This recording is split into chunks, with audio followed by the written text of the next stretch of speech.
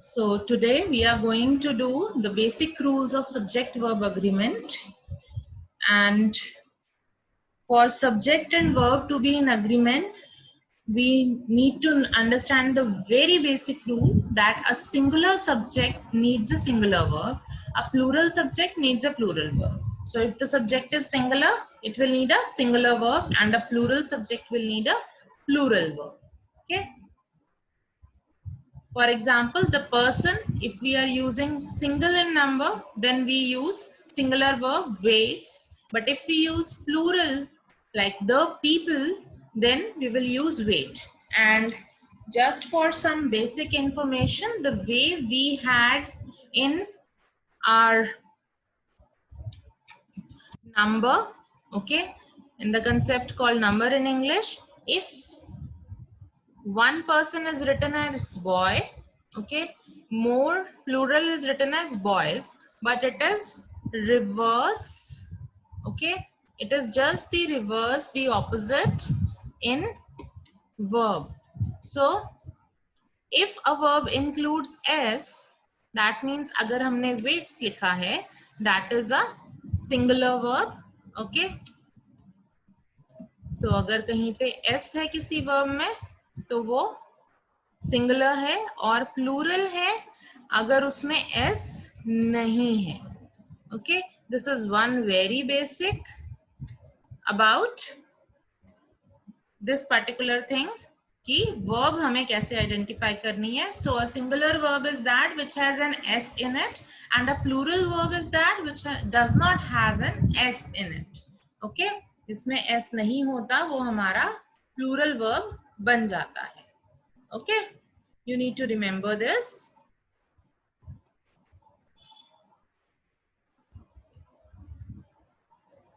For example, student knows. Okay, so student जो है singular है, तो इसके साथ s लगा हुआ है, which is a singular verb. But if we say good students knows, then that is a wrong sentence, because good students के साथ students है तो यहाँ no आएगा, because s इन्वॉल्व है हमारे सब्जेक्ट में, और उसके साथ प्लूरल वर्ब आएगी, और प्लूरल वर्ब में s यूज नहीं होता, as you can see here in this table. Okay, so some very common rules about this. I takes a singular verb, you takes a plural verb, okay, there's no s. He, she, it takes singular verb and it involves an s, and we, you, they again, they take plural verb, so there is no s. Okay, the only exception is I, which is a singular verb, but it does not take s. So if you take the sentence, I wait for a bus every day at the bus stop, so I के साथ wait आएगा, waits नहीं आएगा. ठीक है, and you के साथ भी wait आएगा, whereas अगर हम he, she, it use करते हैं तो उसके साथ s आता है. Then you have some special rules. When the subject is made up of two or more nouns connected by and, then you have to use a plural verb. Okay, so जब हमारा subject जो है वो and से connect हो रहा है दो या दो से ज्यादा नाउन से, तो हम plural verb लेते हैं हमेशा ही. ठीक है, so ये चीज ध्यान में रखने के लिए. Likewise, the book or the pen, जब और आया, पहले जब हमारे पास and यूज हुआ था तो हमने क्या किया कि and के टाइम पे हमने यहाँ पे प्लूरल वर्ब यूज किया, बट जैसे ही हमारे पास और आया हमने सिंगुलर वर्ब यूज किया. क्यों? क्योंकि and का मतलब है वो दोनों. ठीक है, सो जो टोटल नंबर है वो बढ़ रहा है. चाहे यहाँ पे मैं 2 नेम्स लिख दूंगी, रीना एंड शीना लिख दूंगी, तो वो आर होगा, बिकॉज वो दो लोगों की बात कर रहा है. बट जब यहाँ पे हम और लगा देंगे, उसका मतलब होगा या तो रीना या शीना. ठीक है, तो सिंगुलर वर्ब आएगी हमेशा ही. अब यहाँ पे आप देखेंगे जब सब्जेक्ट में सिंगुलर और प्लूरल नाउन्स होते हैं और वो और से जुड़े होते हैं. ठीक है, सिंगुलर नाउन भी है, ठीक है, और प्लूरल नाउन भी है. सो जो वर्ब हमारी लगेगी, the verb should agree with the part of the subject that is closer to it.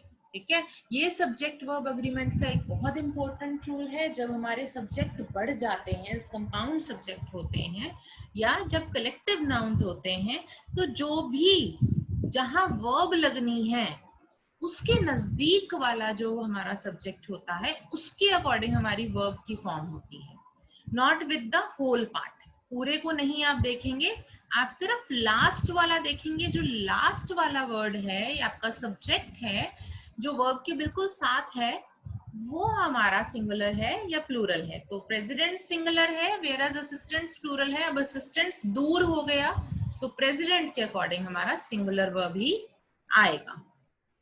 Okay. Now there are few phrases that confuse things. Okay. Confuse things means, अब ये देखिए आप सारे ही चीजें ऐसी हैं जो confuse करती हैं. Don't be misled. Misled means भटकना नहीं है. क्या देख के? ऐसे phrases जो कि subject और verb के बीच में आते हैं. जैसे कि हम कहें one of the boxes. ठीक है. So हम बात किसकी कर रहे हैं? one की, एक की बात कर रहे हैं, boxes की नहीं कर रहे. ठीक है. पहले हमने क्या बात करी कि जो क्लोजर है, ठीक है, जब हमारे और से जुड़े हुए हैं तो जो क्लोजर है उसके, तो हमने वो सब्जेक्ट को कंसिडर करते हुए उसके अकॉर्डिंग वर्ब लेनी है, सिंगुलर या प्लूरल।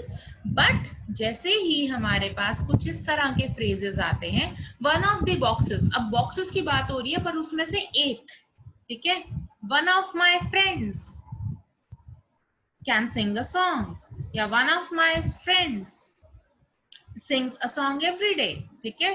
सो वहां पे सिंगुलर वर्ब आ जाएगी। जब आप कईयों में से बात किसकी हो रही है? एक की हो रही है। वैसे ही the people who read that report are, ठीक है।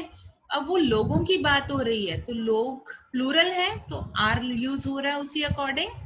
The team lead as well as his developers is, ठीक है।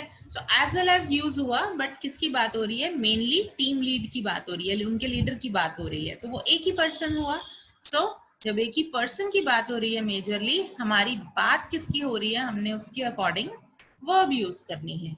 सो ये डिस्क्रिप्शन जो है आपका है, जब आपने सेंटेंस पढ़ना है, आपने सेंटेंस समझ पढ़ के ये चीज मेन समझनी है कि बात क्या हो रही है। अब इसी चीज को लेकर एक और कंसेप्ट आएगा आगे जो हम डिस्कस करेंगे। अभी फिलहाल ये नेक्स्ट सेंटेंस देखिए, the manual including all the chapters in the first section is, ठीक है। सो मैनुअल की बात हो रही है जिसमें सारे चैप्टर्स हैं, ठीक है, बट मैनुअल तो एक ही है। मैनुअल जो एक गाइड आता है किसी भी न्यू इक्विपमेंट के साथ कि उसको कैसे ऑपरेट करते हैं, क्या क्या क्या उसका प्रोसीजर है, वो मेंशन होता है जिसमें। तो उसमें जितने चैप्टर्स हैं इन द फर्स्ट सेक्शन, उससे रिलेटेड कोई बात हो रही है और यहाँ पे हमने इज लिखा है। Likewise, the next, the woman with all the answers sits. अब answers लगा, but बात किसकी हो रही है? woman की, okay? So it's talking about the woman. So we will take a singular verb according to the subject. तो main subject क्या है उसकी बात पे भी हमें ध्यान देना है, ठीक है। हमें ये ध्यान रखना है कि हमारा मेन सब्जेक्ट क्या है। ये तो इसका ऑब्जेक्ट हुआ, with all the answers object हुआ, इंक्लूडिंग ऑल द चैप्टर्स, ये उसके बारे में आगे कोई बात हो रही है। हमारा ऑब्जेक्ट प्रोबेबली बीच में लिखा हुआ है बजाय लास्ट में आने के, ठीक है। जनरली लास्ट में होता है जो हम सेंटेंस स्ट्रक्चर्स करते हैं। तो जब ऐसा कुछ होगा तब भी आपको वर्ब का ध्यान रखना है। Now, just a small thing, singular और plural. अब आपको ये words हैं, all of these are given in your book. Many times we see such words, ठीक है। और ये बहुत से लोगों की तरफ इशारा कर रहे होते हैं, बट इनके साथ verb जो यूज होती है वो हमेशा singular यूज होती है। The following words are always singular and require a singular verb, ठीक है। each one तो आप समझते हैं कि एक या हर एक, ठीक है। तो जब एक या हर एक आ रहा है तब तो हमें सिंगुलर वर्ब ही लगानी है, और बहुत से स्टूडेंट्स इसको करेक्टली यूज करते हैं। ईदर नीदर जब लग रहा है तो भी बात हो रही है दो में से एक की, ठीक है, या कईयों में से, या तो ये या तो वो की, ठीक है। सो भी सिंगुलर वर्ब ही आएगी। बट जब ये वर्ड्स लगते हैं इस तरह के, everyone, anyone, someone, known, everybody, anybody, nobody, जब इस तरह के सारे वर्ड्स लगते हैं तो भी हमेशा सिंगुलर वर्ब ही यूज होती है. We never use a plural verb in this case also. Why? Because हर पर्सन को एक एंटाइटी बनाया जा रहा है, इकट्ठा करके दिखाया जा रहा है. तो हम इसको सिंगुलर ही मान के चलेंगे और सिंगुलर वर्ब ही यूज होगी. So this you will have to remember कि जहां कहीं पे भी ईच ऑफ माई फ्रेंड्स, ठीक है, ईच ऑफ माई फ्रेंड्स लगा, बट ईच को हमने कंसिडर करना है. ईच वन ऑफ यू, ठीक है, ईच वन ऑफ यू है, यू के साथ आर आता है बट आपने इज लगाना है. ईदर, नीदर, इसी तरह से, ठीक है. Everyone, anyone, someone, known, everybody, anybody, nobody, ठीक है. ये वर्ड्स जहां पे भी आपको दिखाई दें सब्जेक्ट वर्ब अग्रीमेंट में, आपको सिंगुलर वर्ब का ही यूज करना है. You are going to use just the singular verb. So now take a look at such words which are always singular.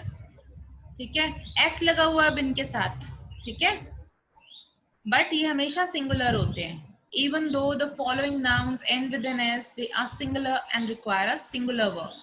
ठीक है, ये जो नाउन्स हैं ये हमेशा एक एस पे खत्म हो रहे हैं, पर ये सिंगुलर ही होते हैं और इनको सिंगुलर वर्ब भी चाहिए होती है.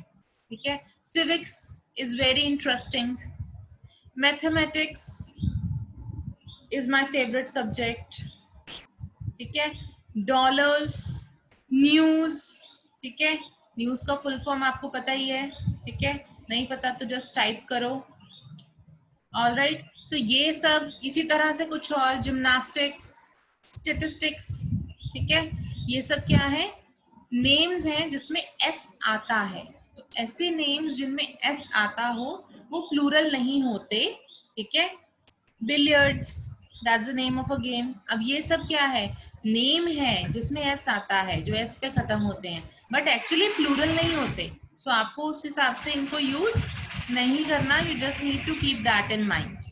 Okay, and you can also give me some more examples of words which are like this. इसी तरह के वर्ड्स का आप कुछ और एग्जाम्पल भी दे सकते हैं. अब हम कुछ ऐसे वर्ड्स की बात करते हैं जो लगभग हमेशा ही सिंगुलर होते हैं. लगभग हमेशा, इसका मतलब ये नहीं है कि हर टाइम ही वो सिंगुलर होंगे, मोस्टली वो सिंगुलर ही होते हैं. ठीक है, और इनको ये हमारे कलेक्टिव नाउन्स होते हैं. कलेक्टिव नाउन्स आई होप आपको याद है, वो नाउन्स जिसमें हम एक किसी समुदाय को, एक किसी ग्रुप को इकट्ठा करके बताते हैं. ठीक है, ग्रुप ऑफ स्टूडेंट्स, ठीक है, स्टूडेंट्स का ग्रुप, ठीक है, is called class. Okay, so a group of students या क्लास, ठीक है, वो कलेक्टिव नाउन हो गया क्लास, कलेक्टिव नाउन हो गया ग्रुप ऑफ स्टूडेंट्स का. ओके, सो ऐसे ही team, committee, class, family, all this is verbs which are almost always singular. ठीक है, लगभग हमेशा सिंगुलर होते हैं, बट जब कभी भी ये यूज होते हैं आपको ये ध्यान देना जरूरी है कि ये किस बारे में बात कर रहे हैं. अगर इनका जो एम है, यानी कि ये जो काम कर रहे हैं या इनसे रिलेटेड जो भी बात बताई जा रही है वो एक ही तरफ इशारा करती है तो सिंगुलर वर्ब आती है. बट अगर उनका ओपिनियन बटा हुआ है, ठीक है, या वो अलग अलग काम कर रहे हैं, अलग अलग चीजों को बताया जा रहा है, तो वर्ब जो है वो प्लूरल आएगी. अब ये कुछ चीजें पहले हमने यहां देखो कुछ ऐसी चीजें करी जो कि सिंगुलर वर्ब लगती है, जिनके साथ नाम में एस आता है. ठीक है, कोई सब्जेक्ट का नाम है, किसी चीज का नाम है, कोई, ये प्रॉपर नाउन्स है बट इनमें एस लगता है, पर इनके साथ वर्ब सिंगुलर लगती है.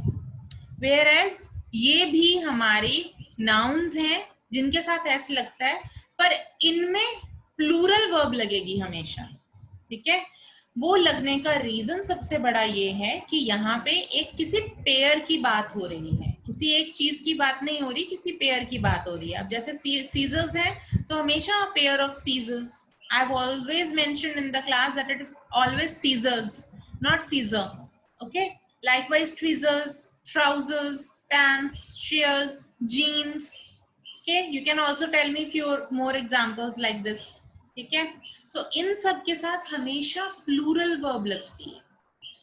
ये पॉइंट्स जो मैंने अभी लास्ट में 4-5 स्लाइड्स आपको दिखाई हैं, आपको ये सब याद रखनी है.